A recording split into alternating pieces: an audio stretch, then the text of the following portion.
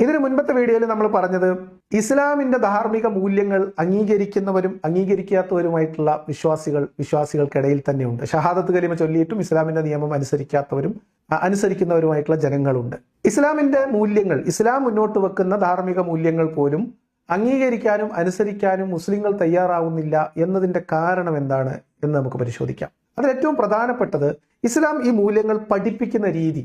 അതാണ് ഒന്നാമത്തെ കാരണം. കാരണം എന്തുകൊണ്ട് ഈ നിയമങ്ങൾ നിങ്ങൾ പാലിക്കണം എന്നതിന് ഇസ്ലാം കൊടുക്കുന്ന ഉത്തരം അത് ദൈവം പറഞ്ഞതുകൊണ്ട് എന്നാണ്.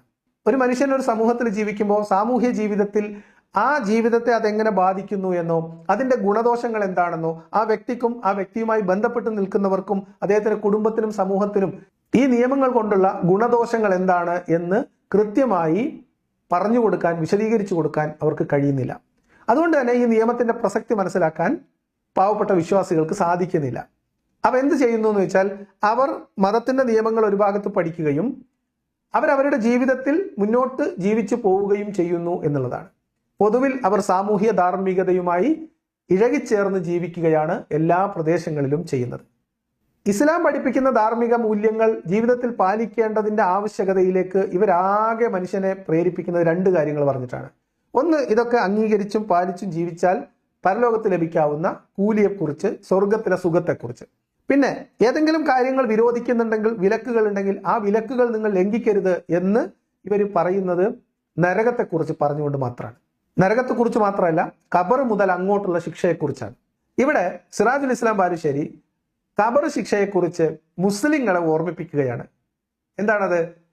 പരലോകത്തിലെ സ്വർഗ നരകങ്ങൾ വിശ്വാസവും അതുമായി ബന്ധപ്പെട്ട കണക്കെടുപ്പും കാര്യങ്ങളൊക്കെ കഴിഞ്ഞ് അവിശ്വാസികൾക്ക് എല്ലാവർക്കും നരകവും വിശ്വസിച്ചവർക്ക് അവരുടെ നന്മതിന്മകളുടെ അടിസ്ഥാനത്തിൽ സ്വർഗവും ലഭിക്കും എന്നതാണല്ലോ പൊതുവെ ഇസ്ലാമിന്റെ വിശ്വാസം.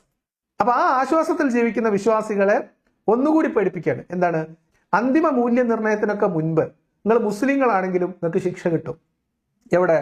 നിങ്ങൾക്ക് ഖബറിൽ വെച്ച് ശിക്ഷ കിട്ടും. ആ ഖബറിൽ വെച്ച് ശിക്ഷ കിട്ടാതിരിക്കണമെങ്കിൽ നിങ്ങൾ ഇസ്ലാം പറഞ്ഞതൊക്കെ പാലിക്കണം. ഇസ്ലാമിൽ ഹറാമാണ് എന്ന് പറഞ്ഞ കാര്യങ്ങൾ നിങ്ങൾ ഒഴിവാക്കണം. ഇതാണ് ഇസ്ലാം ചെയ്യരുത് എന്ന് പറയുന്ന ഒരു കാര്യം ചെയ്യാൻ മുസ്ലിങ്ങളെ പ്രേരിപ്പിക്കുന്ന രീതി. നിങ്ങൾ കേട്ടോളൂ. പ്രിയപ്പെട്ട സഹോദരങ്ങളെ, ഖബറിലെ ശിക്ഷ എന്ന് പറയുന്നത് സത്യമാണ്.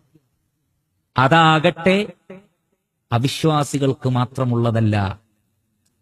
വിശ്വാസികളും അത് അനുഭവിക്കേണ്ടി വരും, അവർ ചെയ്ത തിന്മകൾക്കനുസരിച്ച്. അപ്പൊ ഇസ്ലാം തിന്മ എന്ന് വിചാരിക്കുന്ന അല്ലെങ്കിൽ അങ്ങനെ പഠിപ്പിക്കുന്ന കാര്യങ്ങൾ ചെയ്യാതിരിക്കേണ്ടതിന്റെ കാരണങ്ങൾ അല്ലെങ്കിൽ അതിന്റെ ഗൗരവം ബോധ്യപ്പെടുത്താൻ ഇവരുടെ കയ്യിൽ ആകെയുള്ള ടൂള് ശിക്ഷയാണ്. അപ്പൊ പരലോകത്തെത്തി നന്മയും തിന്മയും തൂക്കി നോക്കി നന്മ കൂടുതലാണെങ്കിൽ സ്വർഗത്തിൽ പോകും. ഇനി എങ്ങാനും നരകത്തിൽ പോയാലും അത് ഈമാനിന്റെ ബലം കൊണ്ട് കുറച്ചു കാലം കഴിയുമ്പോൾ നരകത്തിൽ നിന്ന് സ്വർഗത്തിലേക്ക് പ്രൊമോട്ട് ചെയ്യപ്പെടും.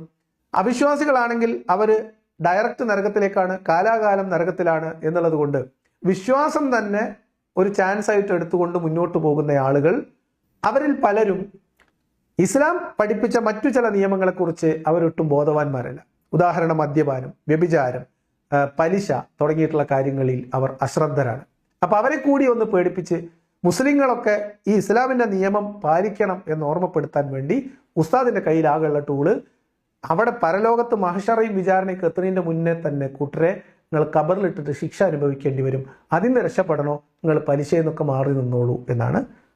ഗീബത്ത് പറഞ്ഞവർക്ക് ശിക്ഷയുണ്ട്, നമീമത്ത് പറഞ്ഞവർക്ക് ശിക്ഷയുണ്ട്, കളവ് പറഞ്ഞവർക്ക് ശിക്ഷയുണ്ട്, വുളുവില്ലാതെ അഥവാ ചെറിയ അശുദ്ധിയിൽ നിന്നും വലിയ അശുദ്ധിയിൽ നിന്നും ശുദ്ധിയായിട്ടില്ല എന്ന് ഉറപ്പുണ്ടായിരിക്കെ നമസ്കരിച്ചവർക്ക് ശിക്ഷയുണ്ട്, വ്യഭിചാരികൾക്ക് ശിക്ഷയുണ്ട്, പലിശയുമായി ബന്ധപ്പെട്ടവർക്ക് ശിക്ഷയുണ്ട്.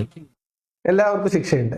അതുകൊണ്ട് നന്മ കൂടുതൽ ചെയ്തു അല്ലെങ്കിൽ വിശ്വാസമുണ്ട് എന്നതുകൊണ്ട് സ്വർഗത്തിൽ പോയി രക്ഷപ്പെടാം എന്ന് വിചാരിച്ചിട്ട് നിങ്ങൾ ഇസ്ലാമിന് മാനക്കേട് ഉണ്ടാക്കുന്ന രീതിയിൽ, നേരത്തെ ജിഫ്രി മുത്തുക്കോയ തങ്ങൾ പറഞ്ഞ മാതിരി ഷഹാദത്ത് കലിമ മാത്രമേ ഉള്ളൂ ബാക്കിയൊന്നും ഇസ്ലാമില്ല എന്ന് പറയുന്ന അവസ്ഥയിലേക്ക് നിങ്ങൾ ജീവിക്കരുത്. അങ്ങനെ നിങ്ങൾ ജീവിച്ചാൽ കണക്കെടുപ്പിനൊക്കെ മുൻപ് തന്നെ ശിക്ഷ ഇവിടെ തുടങ്ങും എന്നാണ് പറയുന്നത്.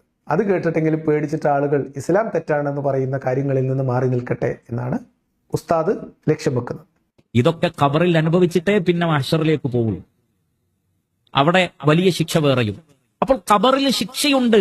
അദാബുൽ ഖബ്രി ഹഖ്ഖുൻ, ഖബറിലെ ശിക്ഷ സത്യമാണ്. ഇത് മാത്രമാണ് ഇവരുടെ കയ്യിലുള്ള ടൂൾ. നോക്കൂ, ഗീബത്ത് പറയരുത്, നമീമത്ത് പറയരുത്, ഏഷണി പരദൂഷണം പറയരുത്, മറ്റൊരാളെ ആക്രമിക്കരുത്, കൊള്ള ചെയ്യരുത്, കൊലപ്പെടുത്തരുത് എന്നതിന് മാനുഷികമായി മനുഷ്യന്റെ സാമൂഹ്യ ധാർമ്മിക ജീവിതവുമായി ബന്ധപ്പെട്ട മൂല്യങ്ങളിൽ അടിസ്ഥാനപ്പെടുത്തിയിട്ടുള്ള ഒരു അധ്യാപനമല്ല, ആ മൂല്യമല്ല ഇവർ പറഞ്ഞു കൊടുക്കുന്നത്. അതിന് പകരം അള്ള പറഞ്ഞു അതുകൊണ്ട് ശരി, അള്ള പറഞ്ഞു അതുകൊണ്ട് തെറ്റ്, അതുകൊണ്ട് നിങ്ങൾ ഇത് ചെയ്യരുത്, ചെയ്താൽ നിങ്ങൾക്ക് ഇന്ന ശിക്ഷയുണ്ട്, അല്ലെങ്കിൽ നിങ്ങളോട് കൽപ്പിക്കപ്പെട്ട കാര്യങ്ങൾ ചെയ്താൽ ഇന്ന ഇന്ന കൂലികളുണ്ട്, പുണ്യമുണ്ട്, നിങ്ങൾക്ക് ഇന്ന ഇന്ന ഓഫർ ഉണ്ട്, ചെയ്യരുത് എന്ന് പറഞ്ഞ കാര്യങ്ങൾ ചെയ്താൽ ഇന്ന ഇന്ന ശിക്ഷയുണ്ട് എന്ന തരത്തിലുള്ള ഒരു കച്ചവട നിയമമാണ് ഇസ്ലാമിലുള്ളത്. ഭീഷണിയുടെയും കച്ചവടത്തിന്റെയും ശബ്ദത്തിൽ എന്ന് പറഞ്ഞാൽ ഒരു ഗുണ്ടാ സംഘത്തിന്റെ നിലവാരത്തിലാണ് ഇസ്ലാമിക സാമൂഹ്യ നിയമങ്ങൾ നടപ്പിലാക്കാൻ ഇവർ ശ്രമിക്കുന്നത്.